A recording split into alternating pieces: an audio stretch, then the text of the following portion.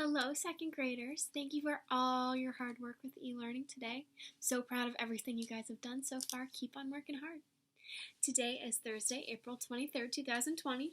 Joke of the day. What kind of table can you have for dinner? A vegetable. So today's theme in our Kingsley Spirit Week this week is talent. Talent Day. So, if you haven't already, take a video of yourself doing something that shows your talents, and you can share it on Seesaw or the Kingsley Flipgrid. Now, keeping in mind that theme, we are going to start reading our book about some important women in history who used their talents to change the world. We're going to read She Persisted, 13 American Women Who Changed the World, written by Chelsea Clinton, illustrated by Alexandra Boiger.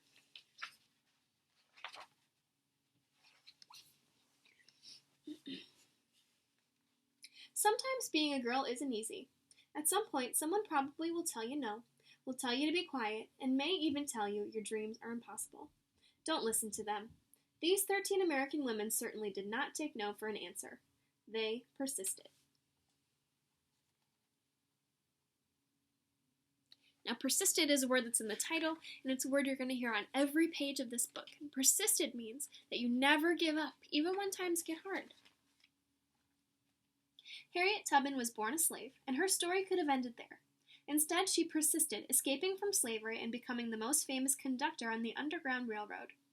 She risked her life many times to lead countless slaves to freedom, including her family, friends, and strangers. Every person she led to freedom arrived safely. I should fight for my liberty as long as my strength lasted.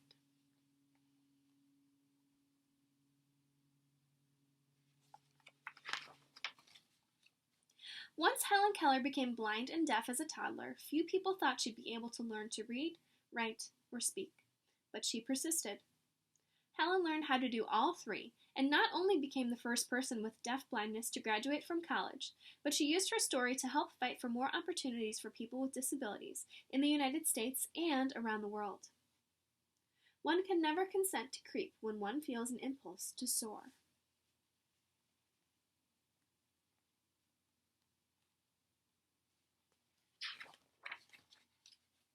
After her family fled poverty and the threat of violence in Ukraine for a new home in New York City, Clara Lemlich got a job working at a garment factory. She wrote that the factory's conditions made women into machines, and so she persisted, organizing the picket lines and strikes that ultimately helped win better pay, shorter hours, and safer working conditions for thousands of workers, both women and men. I am one of those who suffers from the abuses described here, and I move that we go on a general strike.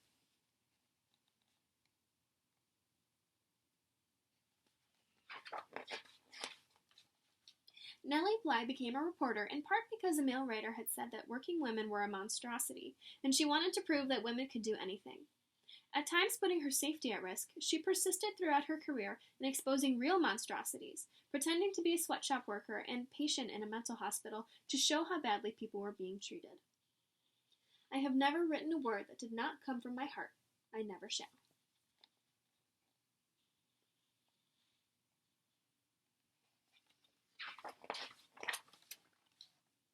Inspired from an early age by her brother's childhood illnesses, Virginia Apgar was determined to be a doctor, long before many girls had had such dreams. Even though she qualified to be a surgeon, the male head surgeon at her hospital discouraged her because she was a woman. Nevertheless, she persisted, becoming an anesthesiologist and creating the Apgar score to test a newborn baby's health, which hospitals all over the world still use today. Nobody, but nobody, is going to stop breathing on me.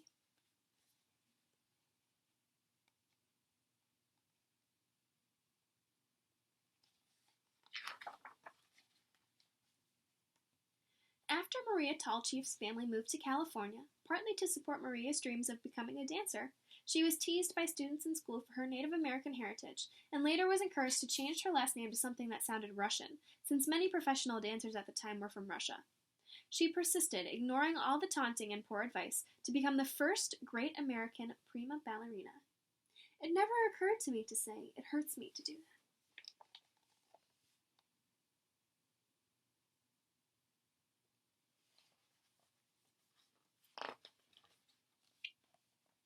As a 15-year-old riding a bus home from school in Montgomery, Alabama, Claudette Colvin was expected to give up her seat to a white woman just because she was an African-American woman. In her refusal to get up, she persisted in taking a stand for what's right, helping to inspire Rosa Parks to make the same choice 9 months later, an act many point to as starting the modern civil rights movement. I knew then, and I know now, that when it comes to justice, there is no easy way to get it. You can't sugarcoat it. You have to take a stand and say, that's not right.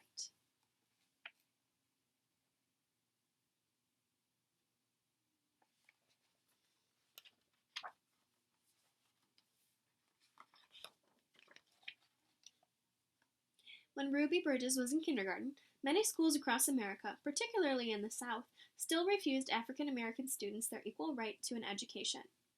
Ruby wouldn't be treated like a second-class student, and she persisted, walking for weeks past angry, hateful protesters to integrate an all-white elementary school in New Orleans.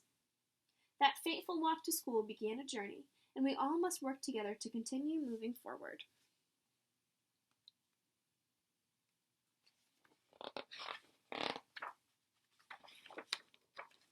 As the first woman to serve as both a U.S. representative and a U.S. senator, Margaret Chase Smith could have let that fact alone be her legacy.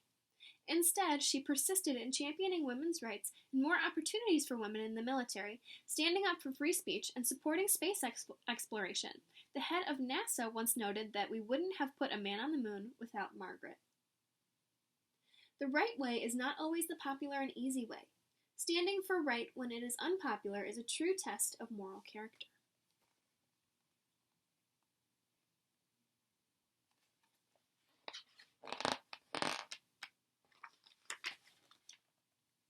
Sally Ride always believed women could succeed in any math or science career. Although not everyone agreed, she persisted and became the first American woman in space. But that wasn't enough for Sally. She traveled into space once more and then created science and engineering programs specifically for girls so she could help generations of young women achieve their dreams, too, both on Earth and in outer space. Young girls need to see role models in whatever careers they may choose, just so they can picture themselves doing those jobs someday. You can't be what you can't see.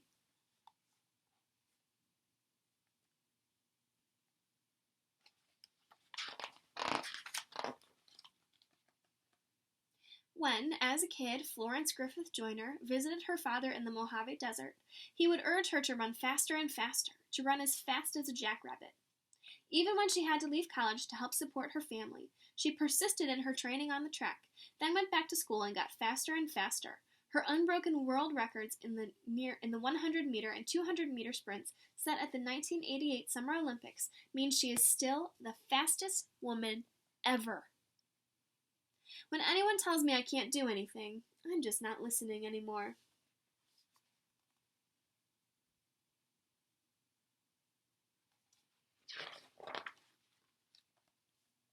Oprah Winfrey's grandmother expected Oprah to follow in her footsteps and become a maid. Oprah knew, even as a little girl, that her dreams would take her somewhere else. She persisted in turning those dreams into her reality and became a media superstar, working in movies, books, magazines, theater, and, most of all, television, where The Oprah Winfrey Show remains the highest-rated talk show of all time. The biggest adventure you can ever take is to live the life of your dreams.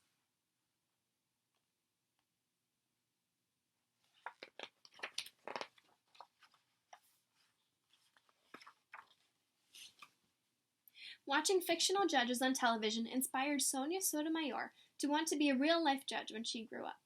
She knew she'd have to speak English as well as she spoke Spanish, study hard in school, and manage her diabetes before she could one day wear a judge's robe with a gavel in hand. She persisted, eventually becoming a Supreme Court justice and the first ever Latina to sit on America's highest court.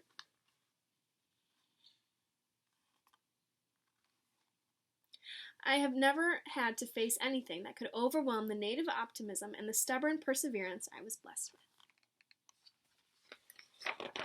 So, if anyone ever tells you no, if anyone ever says that your voice isn't important or your dreams are too big, remember these women. They persisted, and so should you. So keep up with those talents that you've been working hard at, boys and girls, because your dreams can come true just like all these women. Talk to you soon.